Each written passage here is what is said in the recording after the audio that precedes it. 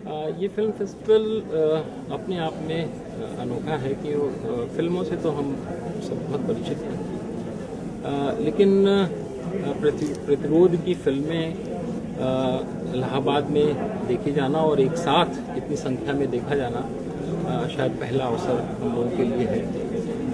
Basically फिल्मों का जो प्रचार प्रसार आज के समय में हम देख रहे हैं वो एक व्यावसायिक किस्म का उसका जो प्रचार है वो हमारे सामने होता है, लेकिन फिल्म एक बहुत सशक्त माध्यम है अपनी बात को कहने का, समस्याओं को जानने का, बूझने का, उनके रास्ते निकालने का एक बहुत बेहतर माध्यम है।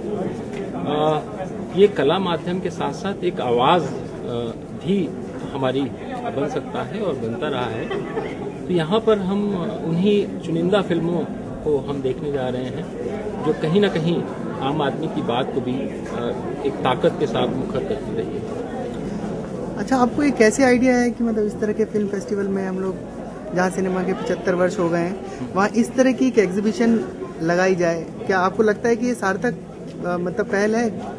देखिए, फिल्मों का ऐसा है, फिल्म ऐसा माध्यम है कि जहाँ देखने के लिए आपको एक अनुशासन की आवश्यकता है और बहुत सारे एलिमेंट्स उसमें शामिल होते हैं। उसमें साउंड भी है, उसमें फिल्म भी है, लेकिन कहीं ना कहीं एक विजुअल इम्पैक्ट बहुत महत्वपूर्ण हो जाता है। जो दृश्य है, दृश्य भी बहुत महत्वपूर्ण हो जाते हैं। तो यहाँ पे जो हम लोगों ने एग्जीबिशन यहाँ पे बाउंड की है, जो क्लासिकल हैं, जो अपने समय की बहुत महत्वपूर्ण फिल्में हैं, उनके एक पोस्टर एग्जीबिशन यहाँ लगाई है जहाँ पर उन फिल्मों का एक सार, एक संक्षेप में उनका वर्णन किया गया है। और दूसरा, उनकी जो प्रतिनिधि जो चित्र हैं, जो एक्शंस हैं, उनको भी यहाँ पे हम लोगों ने संयोजित करने की कोशिश की है।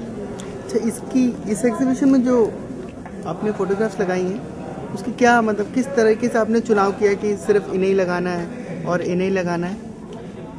देखिए, पूरी फिल्म में जो कथानक होता है, जो एक्टर होता है, कहीं ना कहीं ऐसा लगता है कि अपने संवाद के जरिए, अपने एक्टिंग के जरिए, अपने उस खास शॉट में अपनी उस पूरी कहानी का बयान करता है। तो मुझे लगता है कि चित्रों के सिलेक्शन में वो खास चीज़ें होती हैं जो एक आइकन के रूप में हमारे सामने आ जाती हैं और पूरी फिल्म को एक अलग तरह का प्रभाव वो देती हैं। तो यहाँ पे जितने भी हम लोगों ने स्टिल्स इस्तेमाल किए हैं, वो स्टिल्स अपने आप में वो एक पूरी कहानी बयां करती है। अच्छा, ये जो इस तरह का फिल्म फेस्टिवल लखनऊ या इलाहाबाद में किया जा रहा है, क्या और भी कोई इस तरीके का कोई और फिल्म फेस्टिवल इलाहाबाद यूनिवर्सिटी में या इलाहाबाद के बाहर क्या कोई करवाता है?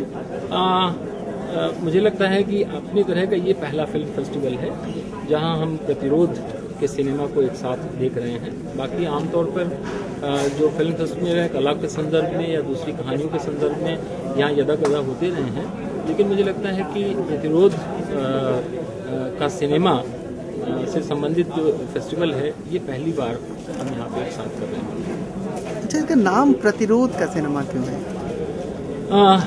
भीतर की आवाज़ है, अपनी ताकत है, कहीं ना कहीं अपनी बात को न कह पाने की जो घुटन है, जो भीतर का जो दर्द है, जो हम कहना चाहते हैं, जो हम व्यक्त होना चाहते हैं, हमारी आवाज़ को अगर कहीं दिखाने की कोशिश की गई है, तो कुछ ऐसी फिल्में हैं जहां पर आम आदमी की आवाज़ एक प्रतिनिधि के रूप में काम करती है। तो ये फिल्म भी मुझे लगता है कि ऐसी है कि जहां ऐसा लगता है कि एक साथ पूरे एक समूह की भाषा बन जा रही है ये फिल्में। इसलिए इन फिल्मों का मैं समझता हूँ कि अपना एक अस्तित्व है और ज़रूर देखी जानी चाहिए इस तरह की फिल्में।